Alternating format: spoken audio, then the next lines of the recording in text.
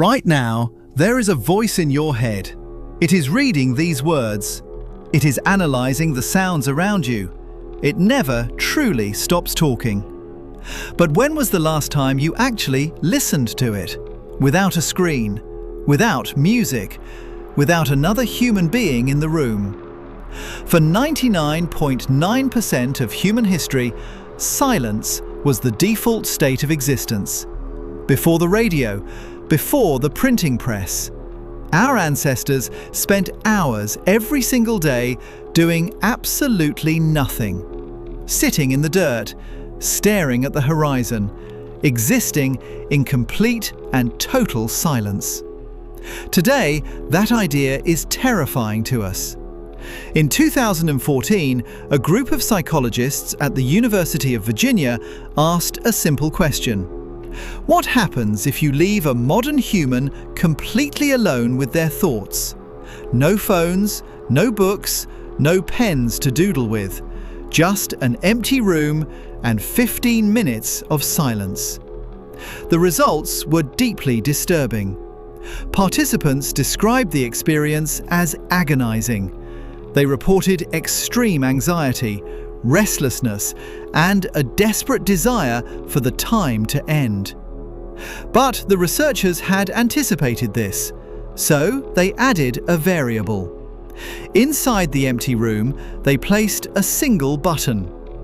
The researchers demonstrated that pressing the button would deliver a painful, severe electric shock, the kind of shock that makes your muscles involuntarily contract. Before the experiment, every single participant stated they would gladly pay money to avoid being shocked.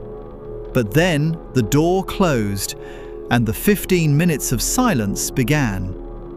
Within minutes, the participants began to break, faced with the unbearable weight of their own unstructured thoughts. 67% of the men and 25% of the women chose to physically electrocute themselves. Some shocked themselves more than once. One participant, left alone for 15 minutes, pressed the button 190 times. They preferred physical pain over sitting alone with themselves. How did we become a species that tortures itself to avoid its own mind? To understand this, we have to look at how the brain actually works. In the 1990s, neuroscientists discovered something called the default mode network. It is a massive web of interconnected brain regions. For decades, scientists thought the brain simply powered down when we weren't doing a specific task.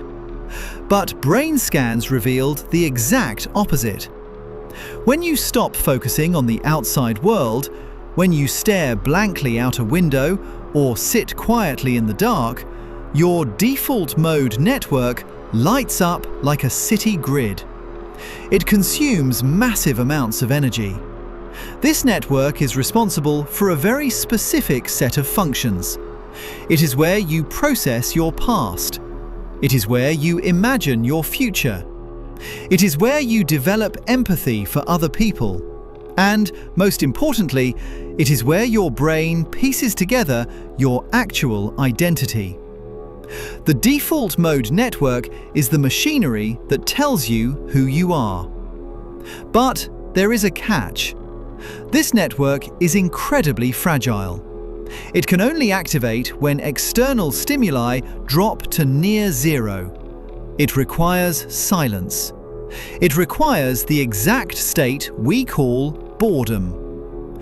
For hundreds of thousands of years, the environment forced this state upon us daily.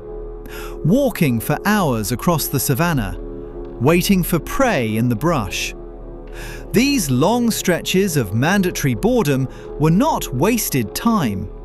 They were the precise moments our brains were doing the heavy lifting of being human. Processing trauma, planning for the winter, understanding our place in the tribe. But in the last 50 years, we have successfully eradicated boredom from the human experience. We built pocket-sized machines designed to deliver endless, frictionless novelty. The second you feel the slightest twinge of empty space, standing in line, waiting for a light to change, lying in bed before sleep, you reach for the screen. You flood your brain with external information, podcasts, music, endless streams of video. Every time you do this, you instantly suppress the default mode network.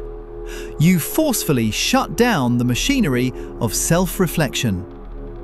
The psychologist Blaise Pascal wrote in the 1600s, "All of humanity's problems stem from man's inability to sit quietly in a room alone."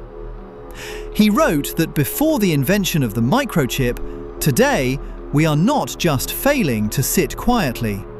We are systematically starving a vital part of our neurology. The exhaustion you feel, the constant low-level anxiety, the feeling that you are drifting through your own life without a clear sense of purpose.